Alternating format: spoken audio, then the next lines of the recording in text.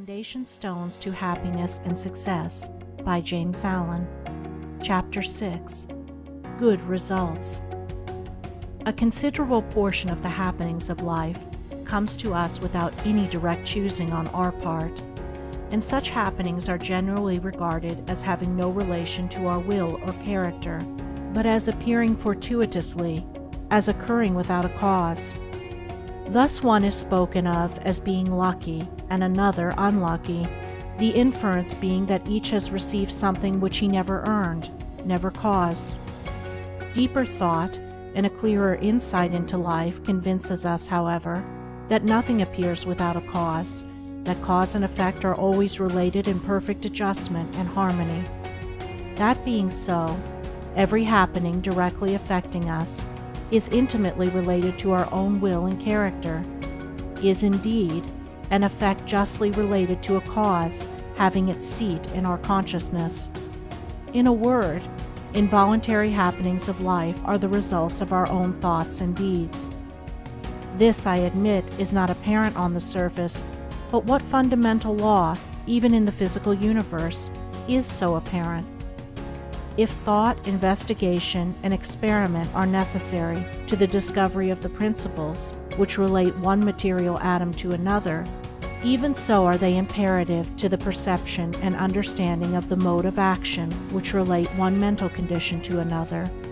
And such modes, such laws, are known by the right doer, by him who has acquired an understanding mind by the practice of true actions.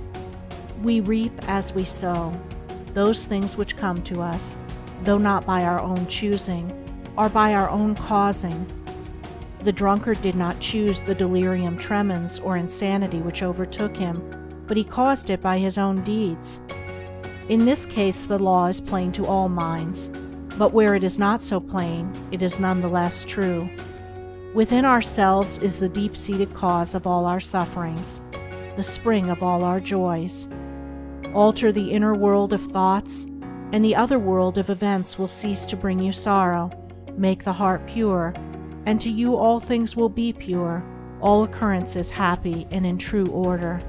Within yourselves deliverance must be sought. Each man his prison makes. Each hath such lordship as the loftiest ones. Nay, for with powers above, around, below, as with all flesh and whatsoever lives, act maketh joy or woe. Our life is good or bad, enslaved or free, according to its causation in our thoughts.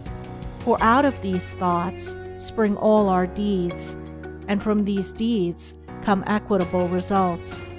We cannot seize good results violently, like a thief, and claim and enjoy them, but we can bring them to pass by setting in motion the cause within ourselves. Men strive for money, sigh for happiness, and would gladly possess wisdom, yet fail to secure these things, while they see others to whom these blessings appear to come unbidden. The reason is that they have generated causes which prevent the fulfillment of their wishes and efforts. Each life is a perfectly woven network of causes and effects, of efforts or lack of efforts, and results. And good results can only be reached by initiating good efforts, good causes. The doer of true actions, who pursues sound methods, grounded on right principles, will not need to strive and struggle for good results. They will be there as the effects of his righteous rule of life. He will reap the fruit of his own actions, and the reaping will be in gladness and peace. This truth of sowing and reaping in the moral sphere is a simple one, yet men are slow to understand and accept it. We have been told by a wise one that the children of darkness are wiser in their day than the children of light. And who would expect, in the material world, to reap and eat where he had not sown and planted?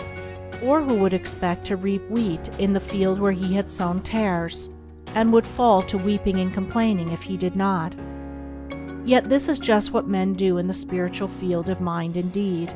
They do evil and expect to get from it good, and when the bitter harvesting comes in all its ripened fullness, they fall into despair and bemoan the hardness and injustice of their lot, usually attributing it to the evil deeds of others. refusing even to admit the possibility of its cause being hidden in themselves, in their own thoughts and deeds. The children of light, those who are searching for the fundamental principles of right living, with a view to making themselves into wise and happy beings, must train themselves to observe this law of cause and effect in thought, word, and deed, as implicitly and obediently as the gardener obeys the law of sowing and reaping. He does not even question the law. He recognizes and obeys it.